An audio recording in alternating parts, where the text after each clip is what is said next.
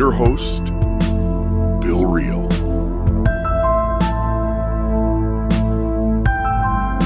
Welcome to another episode of the Almost Awakened podcast. I'm your host, Bill Reel, and I am almost awakened.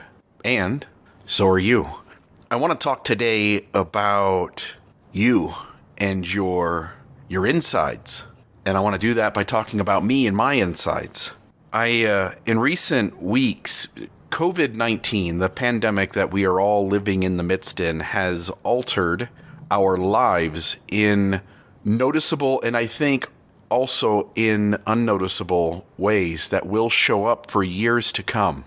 I've always talked on this podcast about the great group of friends that I have. And COVID has kept us all from hanging out with each other. And I think that in that time, since, say, March of 2020, when this all kind of started to kick up, I think that since that point to now, as all humans do, those humans have continued to shift and change. We're all mutating. We're all thinking different thoughts and changing our priorities. We're all choosing to value different things and choosing to spend our time and energy and resources in different spaces. And I still think of my friends the same way. Some of them listen to this podcast. I don't want you to think that I'm sitting here saying that we've all abandoned each other or walked away from each other, but that COVID has kept us from hanging out as much as at least I would like to hang out with my friends. And during that time, everybody's shifted and changed. So rather than being around these people and conversating and talking about and learning on a regular basis about these small little shifts and moves, instead, significant time passes between each time that you see these people that you care about. And for some of these people, I haven't seen them in months, and their lives are still changing. They're selling and buying a house. They've got a new child or grandchild. They've got other things that go on. Some of these folks have hard things happening to them, and they're dealing with difficult change. In recent weeks and months, I've made an effort to reach out to old friends and to make new ones. As I've done that, as I've reached out to people that I have never met before, I've put up on the area that I live in on a Facebook group that I belong to or have chosen to belong to, and where there are lots of people who share similar journeys to myself. I've put up invitations for anybody who wants to go bowling, anybody who wants to go out to dinner, anybody who wants to come to my house and have a small little party. And in that effort to do that, obviously, you're still being super aware of what's going on around you. So if you have a get-together at your house, you're following the rules of doing 10 or less. And if you go bowling or do dinner, you're having to take into consideration all these rules that we have. And so the social interaction that we all had access to in 2019 or before is very different now. As I've reached out, people have accepted those invitations. I've had the chance to have dinner with really interesting, cool people. I've had the chance to go do fun activities like bowling with cool and interesting people. We've had folks over to our home for a small little party. And also we started recently a podcast club where the group listens to a specific podcast and then we get together and talk about it. In all these interactions, people are fascinating to me. People are interesting. I've always been a huge fan and observer of human behavior and human psychology and how we humans do what we do. Recently, I had a get-together at my home, and folks that I kind of know because I've met them somewhere. Maybe a listener who's come into work to meet me. Maybe somebody I've met at someone else's party. But I've reached out to a few people that I've thought were interesting and who I wanted to get to know better, and have tried to include them in the things that I do week to week. Because I've really enjoyed making new friends during the last couple of weeks and months. I don't know how to explain it, but something happened. Sometime maybe, 3, 4, 5 months ago, I just started to have this new awakening inside me where I realized, I want to spend at least this time in my life, and maybe the rest of my life, making new friends and getting to know people and finding ways to bring people together, good people together, and provide a space for them to have fun, to enjoy themselves, to have a safe space to be vulnerable and to be accepted for who they are. And recently I had a group of people over to my home, and these folks quite possibly would be listening to this morning. I don't mean any offense to anyone. I really am enjoying getting to know each of you, and I'm going to continue to reach out to you and to invite you into my space, as I really am loving the opportunity to be around other humans in these spaces that make room for social intimacy, that make room for vulnerability, that make room for honesty and for people to show up as they are, that make room for people to feel safe to talk about the things that they are afraid to talk about in any other place or space. And in this group conversation that took place, and it was a lot of fun that night, and everybody was so cool. But there's this thing that happens because I do these podcasts, and I've done multiple podcasts over the last 8 years. And one of those podcasts was extremely popular, and the others have kind of fed off of that one and kept a portion of the audience. And people find my work to be validating and informative, and it gives everybody a chance to get to know me while I don't get to know you. So all you folks, you listen and you feel like over the course of 8 years that you know me, and you probably do, because I've chosen to be really vulnerable about my life's journey and the thoughts that I think.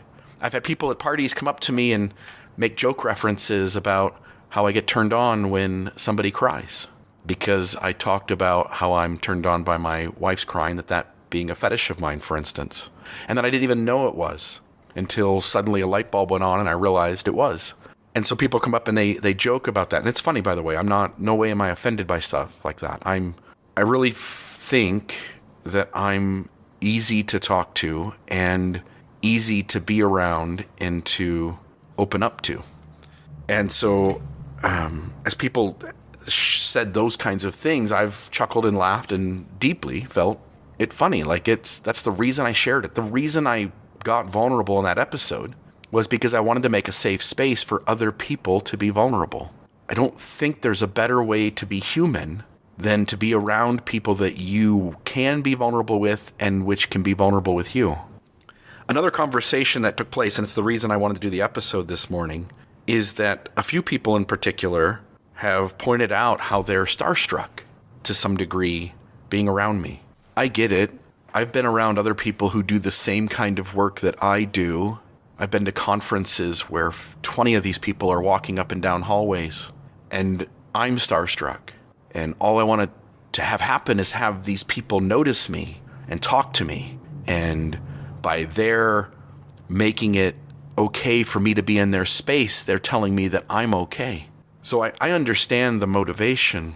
But what I don't think we get, we understand it when it's the other person who's well known and we're trying to just be in their space. We recognize like, oh, I just want to be accepted. I just want to be okay. I just want to be me and these people like me. And to have this person who has some small degree of notoriety, and please don't think for a second it's going to my head. It's not. I realize like I'm this small little thing in this small little pond that's part of the human population, and that all of us humans are contributing and harming others and the world simultaneously. And that there's nothing special about me other than I chose to grab a microphone and record myself saying things and talking about stuff. And what I want to get to, again, the reason for sitting down today and having this conversation is to say this, which is what no one gets, what no one realizes. And I think this is true for any person of any level of notoriety that you sit in space with. If that person is a good human being, you ought to recognize they are struggling with their own insecurities. As I sit in this room with 5 or 6 people at my house, And we're having a few adult beverages. We're having great conversation. There's lots of good laughs. People are telling parts and pieces of them that they want to share. And while they're going like, wow, I'm sitting with Bill Reel, the reality is that Bill Reel is just trying to fit in. I'm just trying to be accepted. I'm just trying to belong. That I've got my own basket full of insecurities. I've got my own quirkiness and strange thoughts that I want to share, but I'm scared to death that if I say it to these people, that I won't be acceptable. I'm trying to be okay. I'm wondering if I am good enough. I think we all deal with this. Isn't that what you're doing? Don't you go to parties or social events and aren't you just having this inner wrestle with how do I fit in? What do I need to compromise? What do I need to agree with? What do I need to be? What do I need to say? What do I need to do so that I can fit in with this group? What things should I stay away from? What things should I not say? What things should I not tell about myself that I wish I could tell? Isn't that you? When you get together with folks, don't you go like, oh, I wish I could tell them about this thing, but I don't know if it's safe. I want to tell people about me. I want to tell people about the way I'm structured. I want to tell people about my needs and my wants and my desires. I want to tell people about how I'm built inside. I want to tell people about this cool thing I do. I want to tell people about this trauma I've had. And I wish I could belong. But I'm willing to fit in to some degree because I don't want to give people pieces of me and be rejected. I don't want to feel shame. Well, I'm doing that too. And I think each of us have this going on.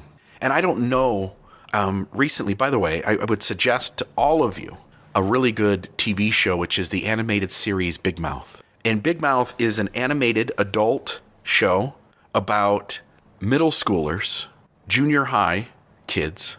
And I say both of those because the show moves along, starting, I think, in middle school and moving into kind of junior high.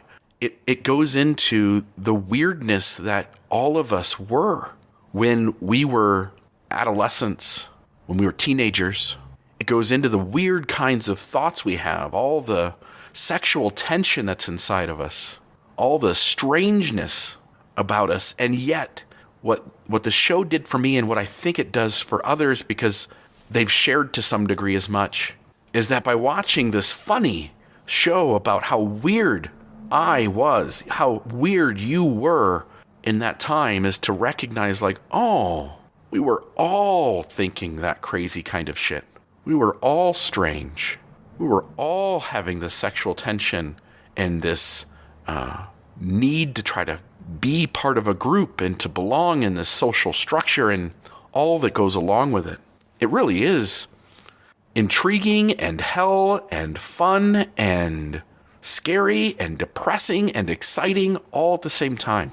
So go try it, Big Mouth. Have a few adult beverages. Try another kind of conscious altering tool if you want. Enjoy episode 1 on me.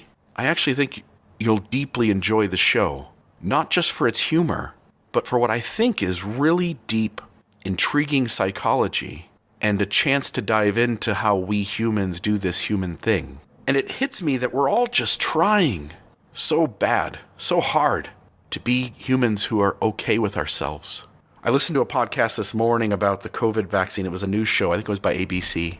And they were talking this morning about the vaccine going out and the first people getting it. And the first 5 people to get it were these frontline healthcare professionals. And the lady was sharing how excited she was to be in this moment where this vaccine's going out because of what she's seen and dealt with in the healthcare industry as she goes into work every day and deals with patients who are dealing with, and some of which are dying from this illness, this infection, this disease. How some of these people she gets to know because they're in the hospital for 2, 3, 4 weeks. How she gets to hold their hand and she says, I'm their only family. I'm the only person who can hold their hand. And it struck me. I remembered at that moment how accepting it is when I've had people sit down next to me and just hold my hand. Touch is my love language. During my birthday party back in September, I had a handful of friends over. At that time, the rules were a little less lenient in my state than they are right now. And we had a few people over, and At the end of the night, I remember sitting next to one of my friends and holding her hand. And then another one of my friends came over and sat down on the other side of me and put their arm around me. And it was in that moment that there was no tension inside me. There was no battle to belong. There was no battle to fit in. There was no fear of who I am inside. There was no hurt worrying whether I could be me or whether I had to in part be somebody else. Those are the best moments when people just put themselves in your space and tell you that you are accepted. So in your life, whether you are around people that seem to be notorious, maybe if you're listening to this podcast, you live next door to an author. Maybe you work with somebody who's had accolades. Maybe you have a friend who has a friend who's somebody special for all the reasons that the world looks at certain people and says, you're special. And maybe you can start to sense that they're insecure too, that they want to belong, and that they are even willing to fit in. Can you recognize that that's just what it means to be human? We all have these quirks, and we all seem to see this certain box of normality, and we're all struggling to be our awkward selves and also be accepted by our friends as not only tolerable, but enjoyable to be around. We're all fighting that battle. So the next time you're sitting with other humans, look around. Look them in their eyes. Can you see it? Can you see how hard this thing is? Can you see how hard they're trying to be seen by you, to be acceptable to you, to be loved by you? Can you sense how much pain and stress they feel as they try to be acceptable, as they try to be seen and heard and valued and validated? Can you see how bad they want to tell you things that they're afraid you wouldn't be willing to hear? Can you see how important it is that they're willing to compromise pieces and parts of themselves in order to be tolerated or even accepted in your space?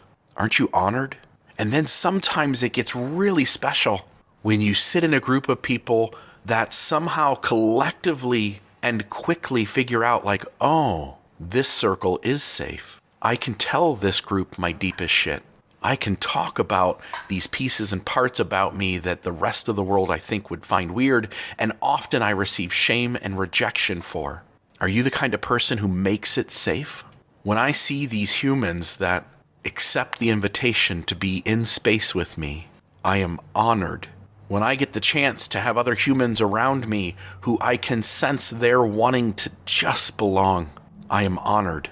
And in turn, I am grateful for those humans who accept me and make it safe to be a more honest version of myself in their presence. Being human is hard. Being happy is sometimes a struggle. Being content and at peace about myself is sometimes difficult.